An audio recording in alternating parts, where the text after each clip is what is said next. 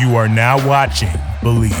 Do you believe? All right, we're back here on Ceraulo Sports Talk, and joining me for our next segment, he is the outstanding ball-hawking young cornerback on your Los Angeles Chargers. It's Asante Samuel Jr. Asante, thanks so much for joining the show. Yeah, thanks for having me, bro. Absolutely. I'm looking forward to this, man. You know, I just got off a great call a couple weeks ago with your pops. He, of course, is part of the Believe Network over here. He's got his new show, The Art of the Interception. And, you know, we're going to dive into your incredible feats on the field, of course. But I got to start there. I got to start with the special father-son relationship that, you know, has brought so many of us youngsters into sports. You and I are the same age. And what's the biggest takeaway growing up, playing the same position as your dad? What's the biggest thing you learned from Pops?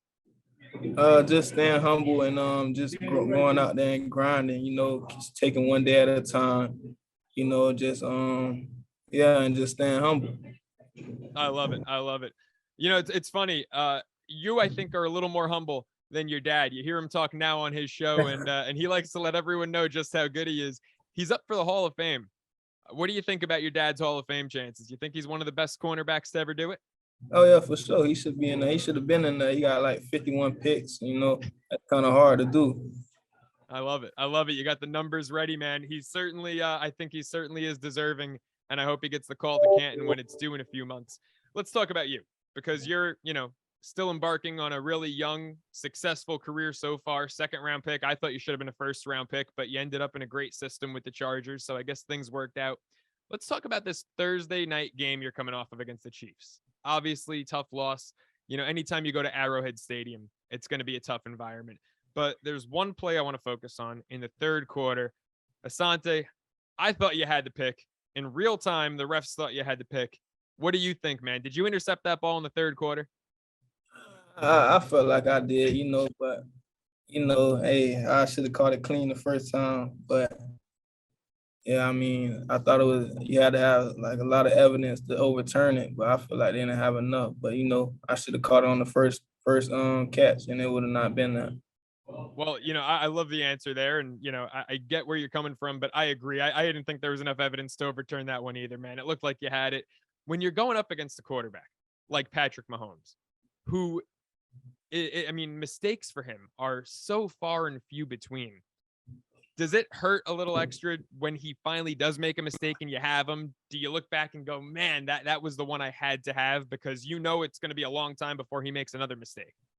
Oh yeah, for sure. You know, every pass out there is important. You know, every play, every inch, every yard. So you know, you got to make the plays that come to you. Absolutely. Now, let's talk about this defense that you're a part of, because it is a very different defense than it was a season ago. You guys made a ton of off-season acquisitions. I mean, bringing in Khalil Mack has to be sensational, but other guys too, like Sebastian on the D-line, Kyle Van Noy, guy who's won a couple Super Bowls, J.C. Jackson, opposite of you in that secondary. What's been the biggest change in your defensive approach with all these newcomers on the defense this year, as opposed to what it was last year?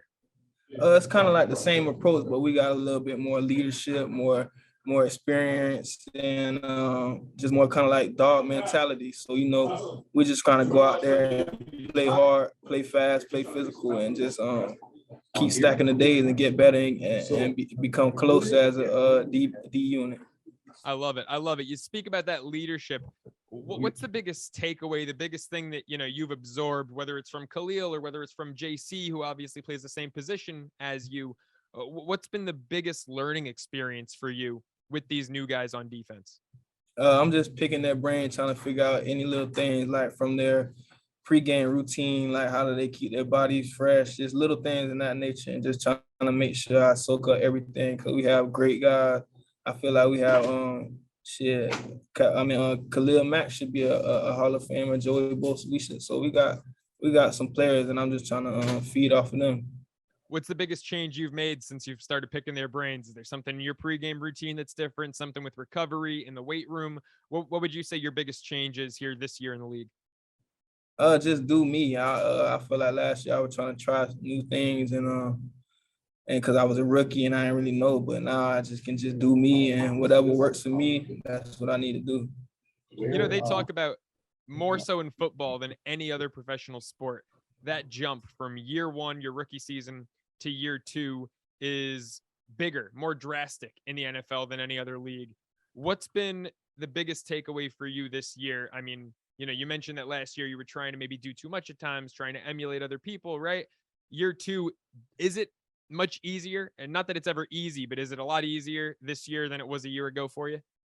Yeah, it's because really understanding what I have to do on the defense, understanding like the scheme, just everything in that nature, and everything makes the game slower and it slows it down for you if you're not thinking too much. And I feel like last year I was kind of thinking a lot, but that's how I had to learn the defense. So, but now I feel more calm when I'm playing and just calm basically. Awesome. Asante, I got to ask you about another guy on the defensive side of things with the Chargers, who we actually haven't talked about yet. He's not a newcomer. He's, one of the leaders of this team, and he got his bag this offseason. Derwin James. I mean, having him back there, this is a guy who is ridiculously talented. We all know that. He's a great leader. He's versatile, whether he's, rushing the passer or dropping back into coverage. But he's battled with injuries throughout his young career. How much of a help is it to just have him on the field? How much confidence does it give you guys knowing that Derwin's out there, he's healthy, and he just seems to be doing it all on defense? Oh yeah, that's definitely a level of confidence that he brings to the table, and he's a tremendous leader. He leads by example. He's gonna push you to be the best you can be, and he's gonna make sure you're on top of your thing. So you just gotta he makes you bring your best foot forward every day, and I appreciate him for that. Incredible. He's like the quarterback of your defense. I know you've got vets, you've got, Khalil, Joey up front, but, being back in that safety position, you really do have to be like the quarterback on the defensive side of things. Let's talk about your quarterback. Justin Herbert, I thought in that Thursday night game, took one of the most crushing hits that I've ever seen a quarterback take. That shot to the ribs that he took, I don't know how he remained in the game. So for him to not only stay in the game, but then to convert a couple clutch, humongous fourth down conversions, one, where he threaded the needle, and then, of course, another one for a touchdown.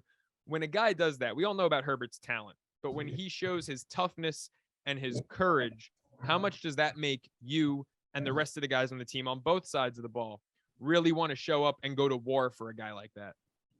We kind of already knew that. I mean, it wasn't a surprise that he got back in for nobody in the team. It's like we kind of know what type of person Herbert is. He's a great guy, tough, smart, great athlete. I mean, he has it all. And just going to practice with him every day, I feel like that alone will make me a great player. Just being able to defend that, and just I'm blessed to have him as a quarterback. What kind of leader is Justin? I mean, you guys are, a young team.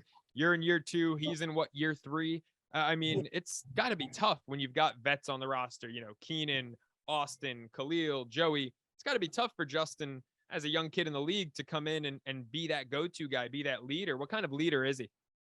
He's just a lead by example. He doesn't really have to say too much because his play speaks for itself. So he just goes out there and he's a competitor. So, he's going to go out there and compete every day. Absolutely. Asante, this AFC is probably the best that we've ever seen it this year. I mean, you're playing in the best division in football. How excited is it? How exciting rather is it for you, knowing that 6 times a year you're going up against Mahomes, Derek Carr, now Russell Wilson. I mean, do you feel like playing in what is by far the best division in football is going to have you guys so well prepared, by the time the new year rolls around for a potential playoff run? Oh yeah, for sure. I feel like that definitely helps us in the long run, and we just got to take it one game at a time. Now, Asante, you guys obviously played Thursday last week. When you play on a Thursday or when you play on a Monday, what do you do on Sunday? Do you watch the other games in the league, or are you out and about doing you, living life? When we have a Thursday night game? Yeah. Oh yeah, I mean, after the game, we kind of recover right after the game, and ice tubs, massages and stuff. So we kind of like getting the week started right there. I'll probably watch a little bit of the game of the team that we playing, and just get the week started on that Sunday right after the game. So if you were watching the games on Sunday, I got to ask you, before I let you go, what was your reaction to that Miami-Baltimore game? I mean, Ravens up 35-14 in the fourth quarter. Tua, Tyreek, Waddle, they come storming back. What did you think watching that comeback, man?